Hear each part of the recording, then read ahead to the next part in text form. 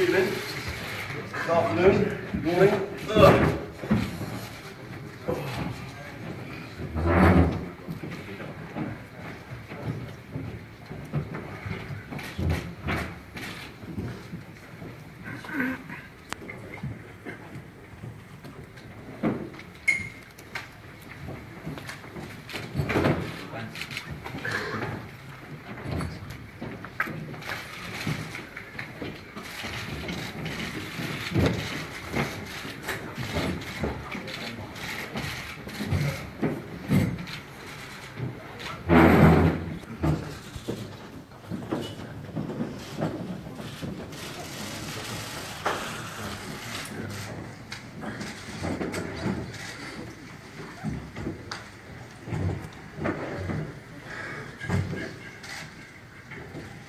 Good afternoon, a very warm welcome to the Park Plaza here by Westminster Bridge, the central part of London, for a capital showdown. A fabulous rematch, one that everyone has been hoping for.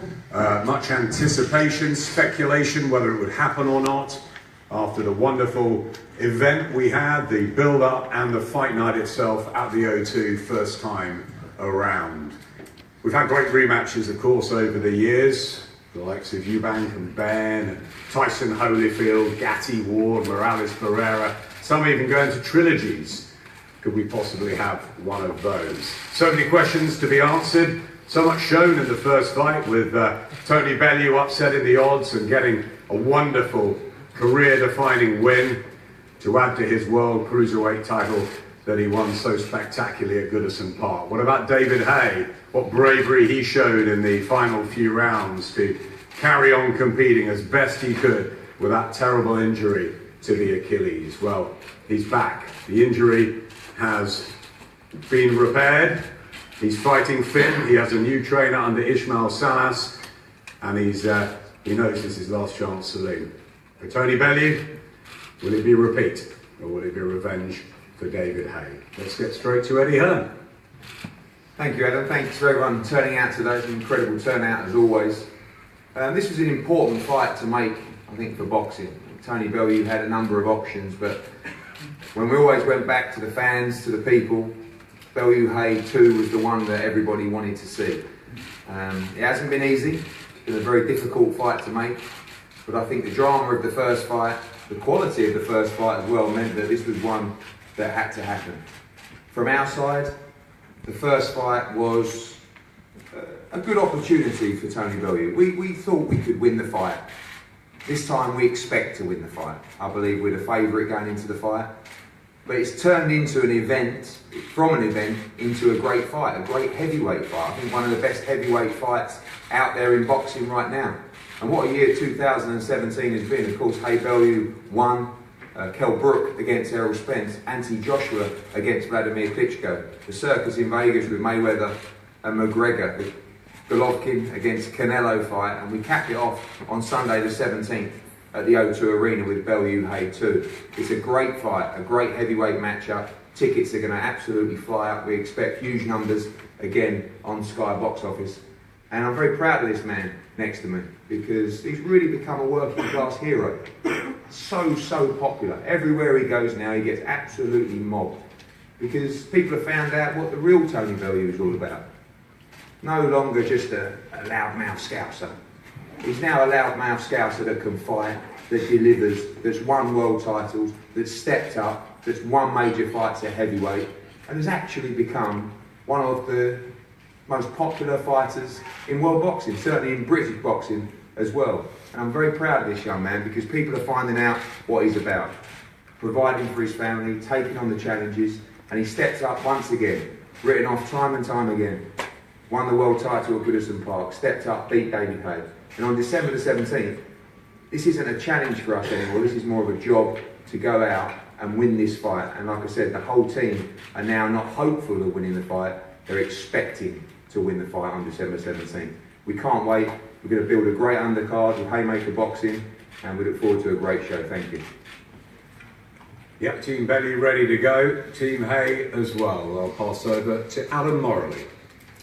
Thanks, Adam. I think after March the 4th, the most important thing was to accept what happened. Tony Bellew won, David lost.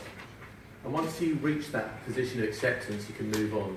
And you reset and you look at your goals. David's goal is simple, to be the #1 heavyweight in the world. It's a simple goal, and he's got to go and take the necessary steps to achieve that. How does he do that? He assesses everything that happened. You look at everything, you accept what has happened, and then you do what you need to do.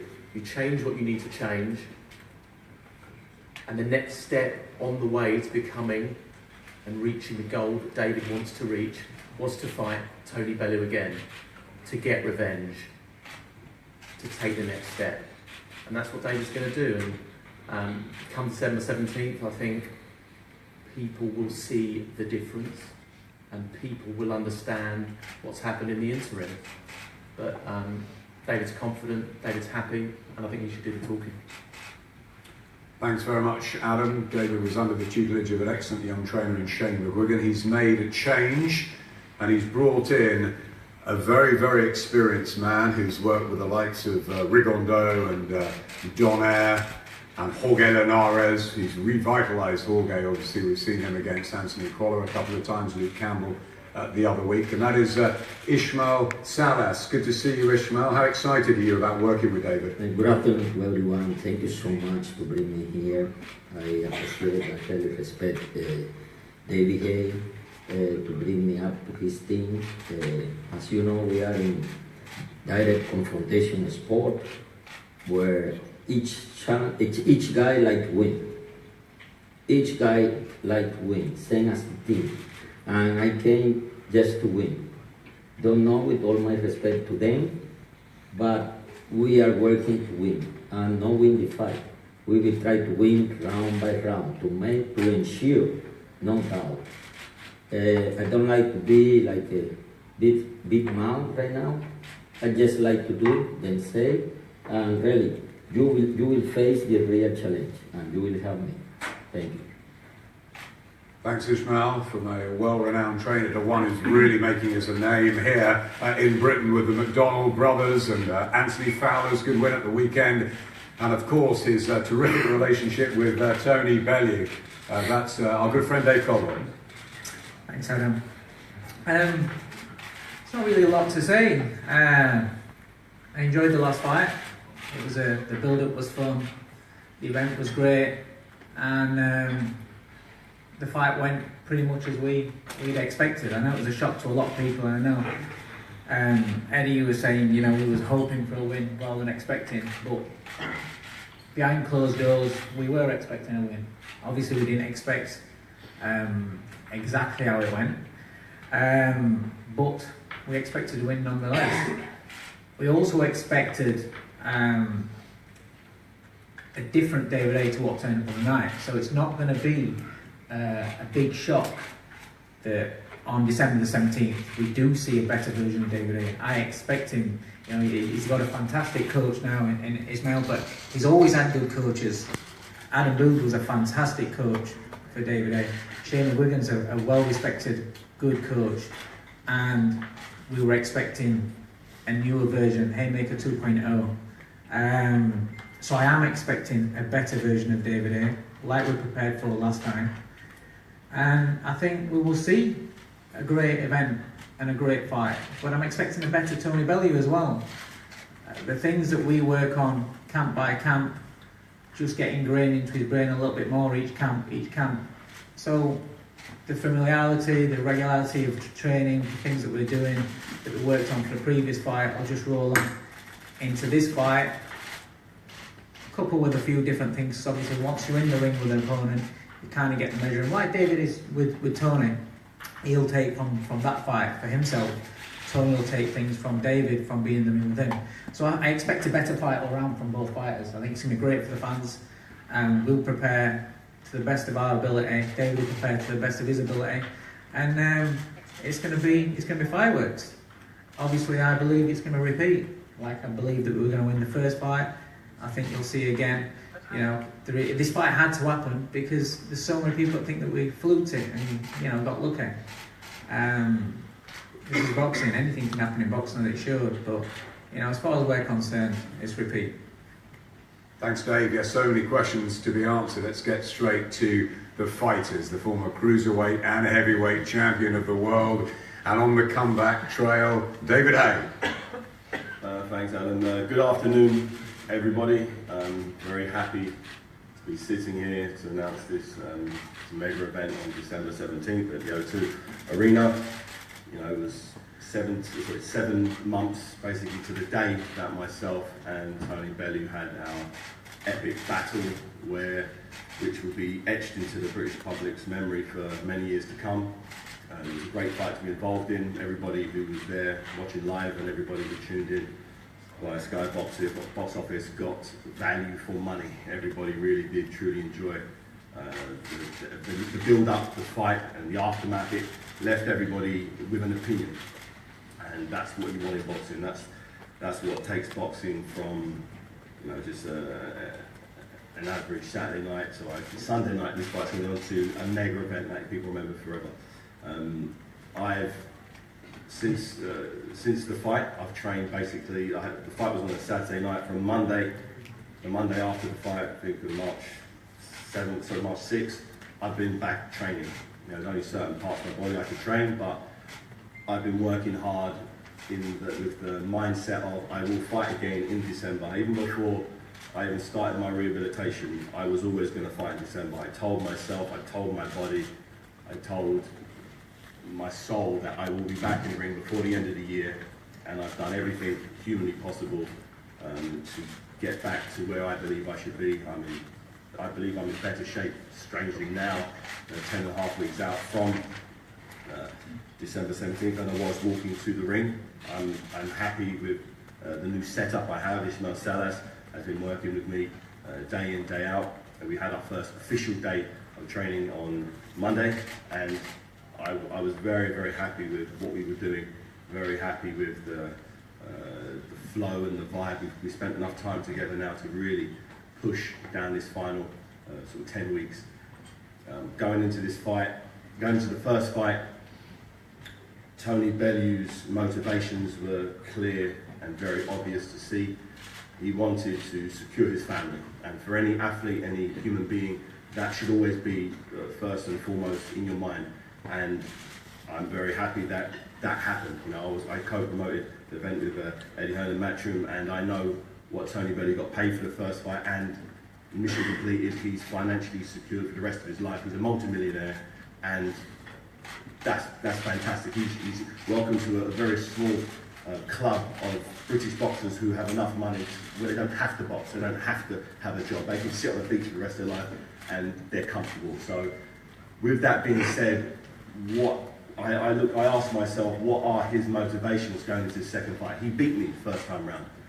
Plain and simple. He got the victory. His hand was raised. My corner threw in the towel. He won the fight. I didn't believe I'd get this opportunity again. I genuinely thought, I asked for it in the ring. I said, if you'd oblige a rematch, the fans want it. I didn't think it would happen. I genuinely didn't. I was looking at other options. But Tony, for some reason, wants to do it again. And, you know, great. You know, people, you know, put their lives on the line. People get in the ring. He said on numerous occasions how dangerous boxing is, you know, and, you know, people rob banks to secure their family. They put their life away. They could get shot in the bank. They could, you know, go to prison forever, but they do it to secure their family. That's a genuine reason people rob banks. And when you get away from them, when you rob the bank once, do you go back to the same bank again? When your family is secured, do you go back to the same bank just to get a little bit more money? Maybe. Or is his hatred so bad for the clerk behind the desk that he wants to rob some more money? Maybe. I don't know, maybe it is. And if it is, when we're in the ring, when we're going toe to toe, is his desire to secure his family, which he's done now, as strong as him wanting to beat me? I don't know. This is up in the air. Nobody knows. Only people tuning in on December 17th will find out. I know what my motivations are. They're for revenge. I want to be the best fighter in the world at heavyweight. He's said clearly he doesn't want to fight Anthony Joshua. He doesn't want to fight John Wilder because he doesn't believe he's big enough. So I have to keep asking myself, why go back into the lion's den, you know, and do it again? Maybe it's for the fans. Maybe he loves the fans that much. He's going to put everything back on the line again. But once you rob a bank once, they get extra security cameras. They get extra security guards.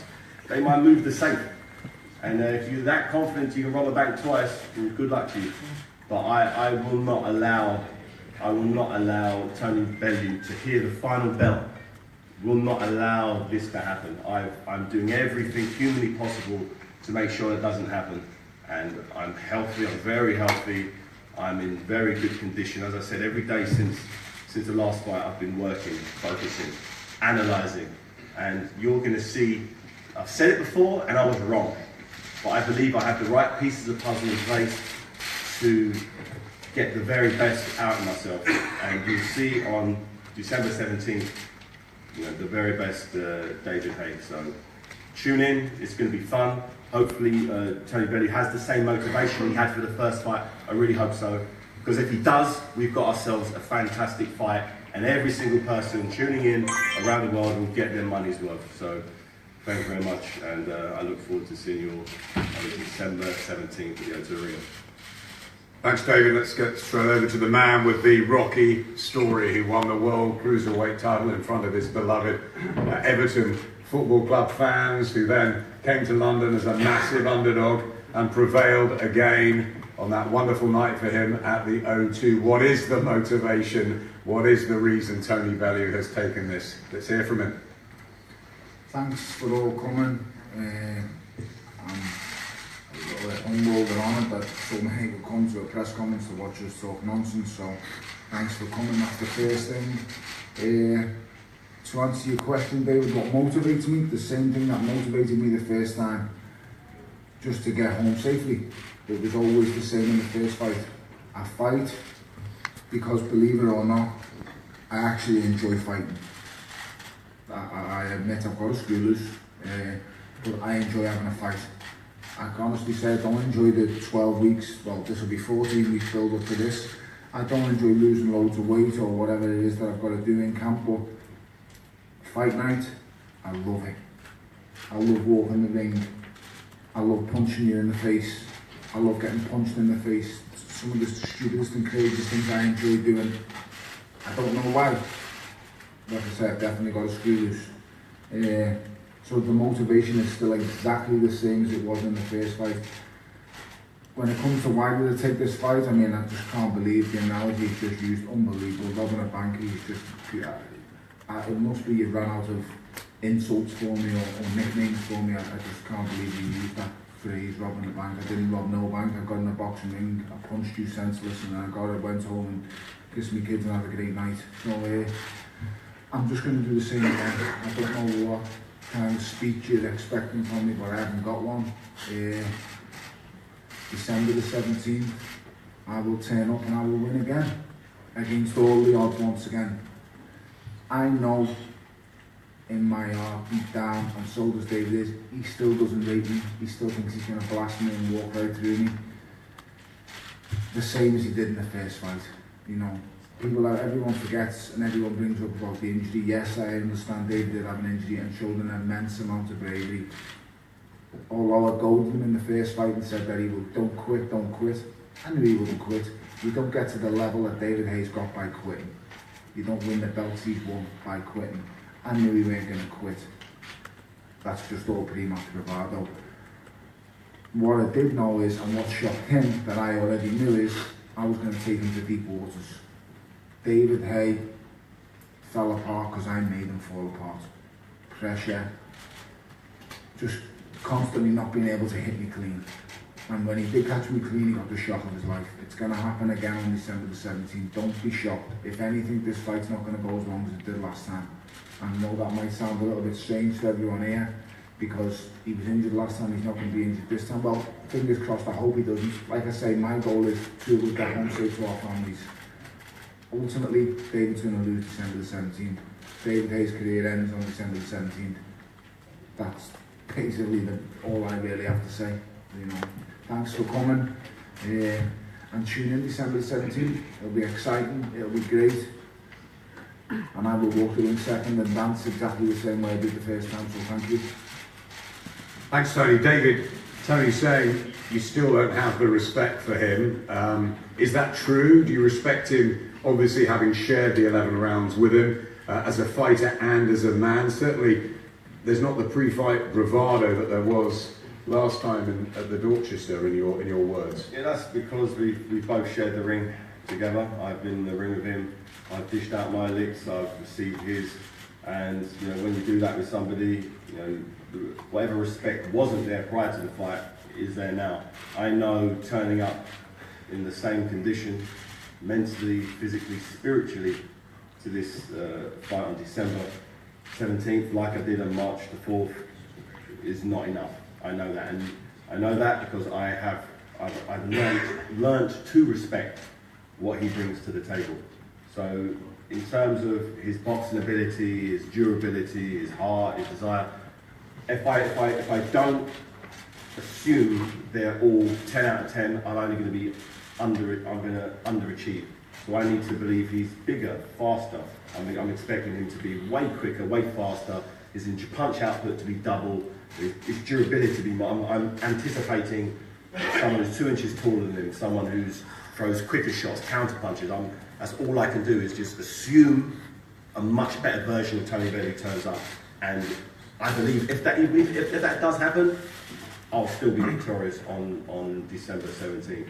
But in terms of respect, yes, the respect's there. It has to be there. All you need to do is watch the first fight, and you realise after the fight the respect was there. Did you make a massive mistake last time underestimating him? I don't think I've underestimated people in the past, and I didn't train hard. For instance, I trained very hard for the last fight. You can see I wasn't blowing. I was in good condition. Maybe I just mentally wasn't. I don't know. Maybe I wasn't mentally where I needed to be to get the best out of myself. Learn that lesson, won't make it again. How confident are you that the injury is fully recovered and that the body is not going to break again? I'm very confident. You know, I got 5 rounds out of myself in the last fight. I'm already doing things in training that I couldn't do prior to the fight. So I'm super confident that there's going to be no injuries whatsoever. I'm going to be the best version of myself. That's all I can do. And I've worked day in, day out to make sure that on Monday just gone, I hit training camp for the first real day, working strategy, working timing, working rhythms. I'm in good shape. I could fight tomorrow. If the fight was tomorrow, I'm in good enough shape. I'm 12 round fit right now. And that's a good place to be going into camp. All I need to do now is focus on the strategy, the technique, you know, the nuances that a lot of people don't understand about boxing. But come fight night, you will get it. You're going to see something very different than you saw the first time round in the first fight. Dave mentioned that you've been with very good trainers, Adam Booth, Shane McGuigan, now with Ismail Salas. Is that because it is tactically so important to get this right from the opening bell? And are you going to come in lighter? Some people thought you weighed too much last time. What I weigh, I'll weigh. I'm a heavyweight, so I don't need to make a weight, or I don't need to be. I've always been like this, you know. As long as I'm doing the training that I need to do, as long as I'm sparring well, as long as I'm recovering, as long as I'm eating all of the nutrients I need to eat to recover and wake up the next morning fresh, I'll weigh. You know, I haven't got on the scales for a while now, and when I get on the scales fight night, I'll weigh what I weigh. But believe me, whatever I weigh, that's what I'm supposed to weigh. I'm not going on some mad crash diet, or I'm not, you know, bulky, having loads of protein shake, bulking myself up. I'm not doing any of that. I'm just eating a very, very nice balanced diet, training very hard, sleeping plenty, and I'm just focused on the fight. Tony, is this as dangerous a fight for you this time round, or the fact that you've gone through it once, does it fill you with the confidence, maybe not overconfidence, but the confidence that you can do this again and do it quicker? Every fight's dangerous. David Haye is a vicious puncher. We can end the fight in the first second of a fight, so that doesn't change. I'm prepared for the exact same. David Haye, brilliant at what he does. Fast, good counter puncher, nice rhythm. I'm facing a brilliant fighter. It's as simple as that. Very, very dangerous, very, very powerful. I know, and David knows deep down, that he doesn't rate me. So, you know, he just nearly said it then. He said he didn't underestimate me last time. He just repeated it again. Well, last time you said I was the worst world champion in world boxing. Last time you said you would drill me to the floor and it would be pretty quick. So if you didn't underestimate me last time, what has changed? I just don't get it, you You know. got the victory, that's what changed. You won the fight. Of course, That's why I now rate you. But why? Prove to me in the ring that you were way better than I thought you was. But you've just said you didn't underestimate me. You've just said you didn't underestimate me. You've just repeated it. I didn't underestimate you in terms of putting my body through the graft and the hard work needed to be 12 round fit for a fight. Correct, I didn't underestimate you. I made that mistake years and years ago. I don't do that now. Now I make sure I'm very, very healthy. I'm trained so well. Whatever happens in the fight, 12 rounds, I'm there. That's what. If I'd underestimated you, I wouldn't have trained as hard as I did, but I did. And that's why I was still. I understand 100%. I do think you trained hard. If I underestimated you, I wouldn't have trained hard. Regardless of what the video said, but if your personal, how you look, I understand how you look at me and what you think. You think you're just going to walk through me. And you know deep down you believe that because you're so egotistical, you cannot change. You will not change. You know, you train very, very hard, yes, and you know, on the yachts and stuff like that. I do believe it was the show. You know, I do believe you were training very hard. Your sparring partner, Jennings, said that there was no hiccups in training. Your sparring went great. But you've just repeated just a second ago and said, you didn't underestimate me. They were your words. Just a couple of seconds ago, you said you didn't underestimate me. So why didn't you blow me away like you said you would do? I don't understand. It doesn't make sense to me. Watch the fight back, you see. I know why, because you missed like a clown. Exactly. You missed by a mile. That's why. It wasn't even close. You ran question. I know, I made you miss. It was funny. There you go. That's the answer. I laughed, and then I kept continuing to make you miss, which you didn't think I could do. And if anybody looks back at the first fight, we get to the end of the 5th round. Funny enough, David knows this. He was in the ring with me. I said, "You're blowing out your ass now. Now your ass is mine." And then what happened in the 6th happened. They were the words I said to him. He walked off, and the rest was history. But you know, at the point of the 5th round, and I know David doesn't want to bring it up because he's trying really hard to remain of this great persona that he's doing at the minute. He will revert to type soon enough. He will show his true colours. I'm just being me. But he will show us all again, trust me. I mean, Mars will happen, whatever his name, you know, he's doing a great job of keeping him in position at the moment. Soon enough he will be let out the cage and we will see David for exactly like the first fight, exactly what he's going to do, exactly what he thinks of me, and exactly the kind of man he is. So, I just look forward to fight night. This is all nonsense to me. My life's been put into reflection. What I've been through in the last month, I wouldn't wish on a worst enemy, so it puts everything into, you know, into context. This is just another fight. This is just another fight. I've buried the brother-in-law within the last fortnight. People have no idea.